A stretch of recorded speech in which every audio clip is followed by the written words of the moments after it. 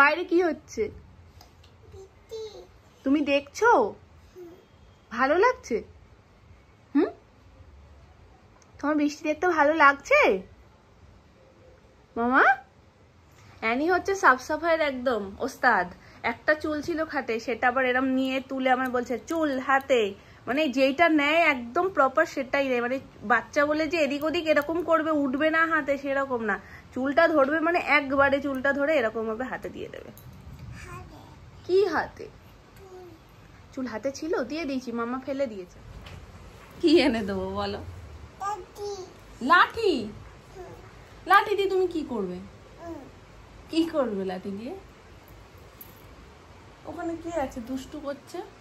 কেউ তো ওখানে দুষ্টু করছে না মামা। অ্যানি আজকে সকালবেলায় ঘুম থেকে উঠেছে, উঠে দেখছে কি পুরো অন্ধকার, মানে সকালের দিকে উঠে সুমন লাইটটা অফ করে দিয়েছে। সারা রাত অ্যানির জন্য লাইট জ্বালানো থাকে। একটা আমার কোলে কি বোতলটা দেওয়ার জায়গা?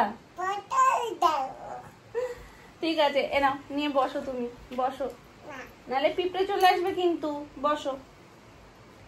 তো ছোট থেকেই অ্যানির একটা অভ্যেস এদিক ওদিক চলে যাওয়া, যদিও বড় হওয়ার সাথে সাথে সেই অভ্যেসটা অনেকটা গেছে। এখন যেখানে শোয় সেখানেই ঘুম থেকে ওঠে আর কি। আগে তো মানে নিচে চলে যেত, কোনো সময় ওপরে চলে যেত, ওই জন্য সেই যে লাইট জ্বালিয়ে রাখা অভ্যেসটা, এটা খুলে দেওয়া যায় না মামা। না, এটা খুলে দেওয়া যায় না, এটা ছোট বাচ্চাদের জন্য নয়ই একদম, এটা বড়দের জন্য, এটা মাম্মাদের জন্য, বাবাইদের জন্য।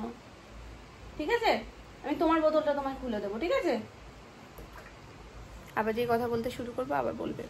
তো যাই হোক, ও এখন সেগুলো করে না ঠিকই, তবুও আমরা কি দরকার, লাইটটা জ্বালানো থাকলে আমি থেকে থেকে রাত্রিবেলা ওকে দেখতে পাই। আগে অনেক রকমের নখরা ছিল, রাত্রিবেলা বেশি আলোয় ঘুমানো যাবে না, একটু মিডিয়াম লাগবে, আবার একদম আলো ছাড়াও ঘুমানো যাবে না।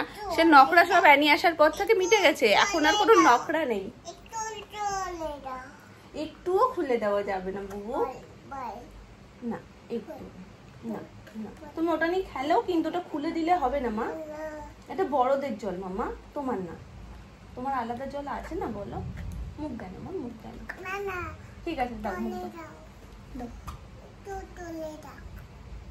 একটু তুলে দেওয়া যায় না?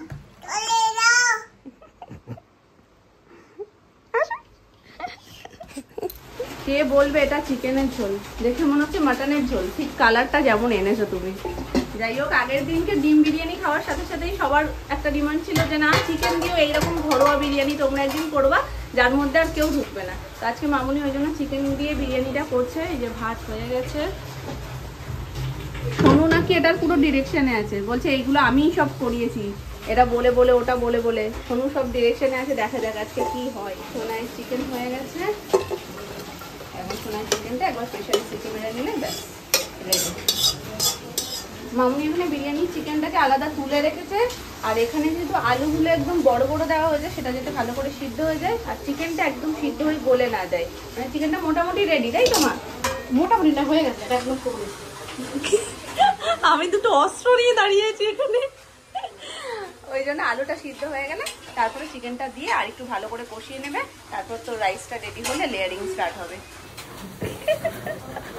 বিরিয়ানির বড় বড় ডাব্বায় পুরো রান্নাঘর ভর্তি হয়ে গেছে। এখানে রাইসটা রয়েছে, হাঁড়িতেও রাইস রয়েছে, এখানে চিকেন, এখানে আলু, বেরেস্তার পেঁয়াজটা এখানে ভাজা হচ্ছে। এখন দুধটা রেডি করব, গোলাপ জল, কেওড়া জল, জাফরান আর মিঠা আতর দিয়ে, আর অবশ্যই স্পেশাল ঘি তো আছেই।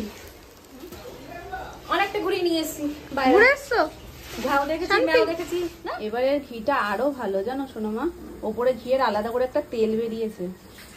আমি ওই জন্য নিচে আর নাড়া দিচ্ছি না, দুধে শুধু তেলটা ব্যবহার করছি, আর উপর থেকে যখন বিরিয়ানির উপর থেকে দেবো একটু নাড়িয়ে ঘিটা দেবো।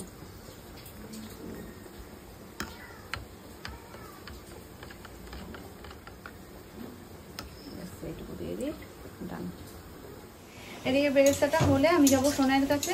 অলমোস্ট এখানে বেরেস্তা আমাদের ডান, আর একটু জাস্ট হবে।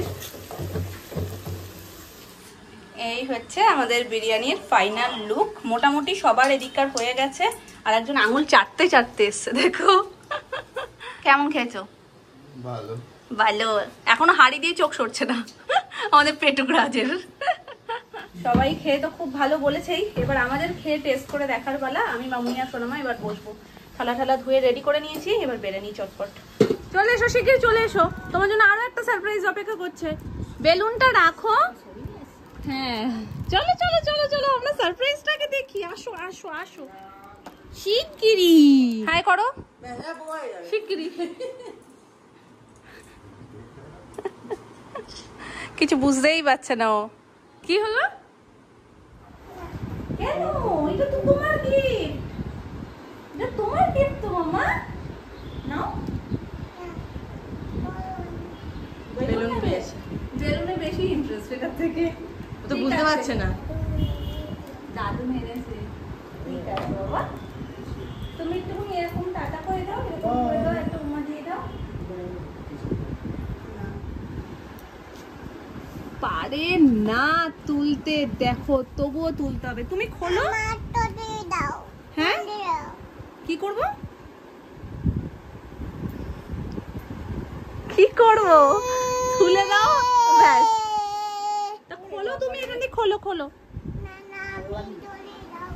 না না তুমি খুলে দাও, আমি খুলবো। তুমি খোলো, তুমি খোলো মা।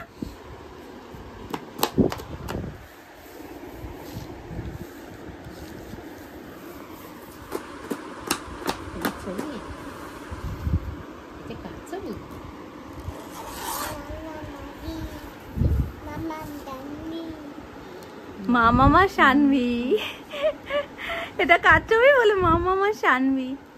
তুমি খুলে দাও মামা, খুলে দাও।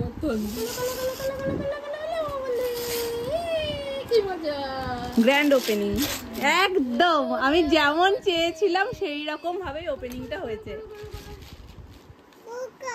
কোথায় পোকা? যা যা, এই সত্যি সত্যি তো পোকা ছিল। যা যা, পুরোটা খুলে দাও, পুরোটা পুরোটা পুরোটা। হ্যাঁ জোরে টান দাও মাম্মা ওর পাশেরটা। তা খুঁজছে, দেখো কে কোথায় রয়েছে। আচ্ছা তোমার দাদু ভাই কোথায়? দাদু ভাই দাদু ভাই দাদু ভাই, খোঁজো খোঁজো খোঁজো খোঁজো খোঁজো খোঁজো। আচ্ছা ঠিক আছে, উচ্চারণ করছে এত কঠিন নাম, সেটাই তো। আচ্ছা দাদু ভাই কোথায় একটু দেখাও। খুঁজে পাইনি দাদু ভাইকে। আচ্ছা ঠিক আছে, তাহলে তা কোথায় দেখাও। আর তোমার দাদান কোথায়? তোমার দাদান, দাদান ওটা তো দাদু ভাই এখন পেয়েছো। দাদান কোথায়? দাদু ভাই। হ্যাঁ আর এটা কে? এটা কে? দাদান। আর এটা কে? ছোট দাদান। আচ্ছা এইটা কার করলে শানভি? এটা কার করলে শানভি? দাদা। আর এইখানে কে এই দুজন? শানভি। আর এটা কে? এইটা কে? আর এটা শানভি না, এইটা কে? সব জায়গায় ও শানভিকেই দেখতে পাচ্ছে। পা লম্বা করে বসেছে, দেখছো? নিজেই পা লম্বা করে দিয়েছে যাতে সুন্দরভাবে গ্রিপ করতে পারে। আচ্ছা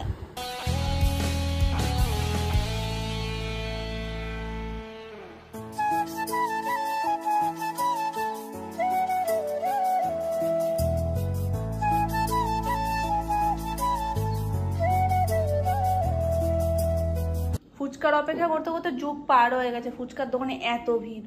সুমন বাড়ি এসেছিল, বললাম তাহলে ফুচকাই দিয়ে যাও তুমি একটু। তো এত ভিড় ছিল, রাস্তায় সোনুর সাথেও দেখা গেছিলো, তো বললো তাহলে তুই নিয়ে যা, ও দোকানে চলে গেছে। তো এখন ফুচকা টিফিন হবে। সামনে এত লোভনীয় টিফিন থাকলে না অপেক্ষা করা যায় না। যদিও চাটনিটা গেছে ফুরিয়ে, নাহলে চাটনিটা থাকলে আরও জমে যায়। এই হচ্ছে মাখা আলু, একদম গন্ধে জিভে জল এসে গেছে। তোমাদের কার কার এই আলু মাখা দেখে জিভে জল এসে গেছে কমেন্ট করে জানাও।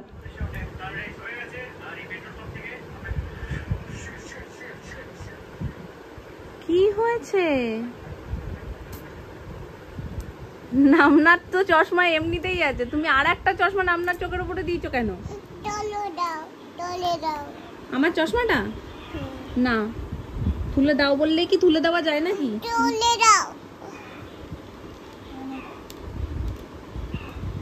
এবার আমায় পড়াবে? এরকম ভাবে চশমা আমি তো সহজেই পড়তে পারি মাম্মা, এরকম কষ্ট করে কি দরকার আছে? থাক না।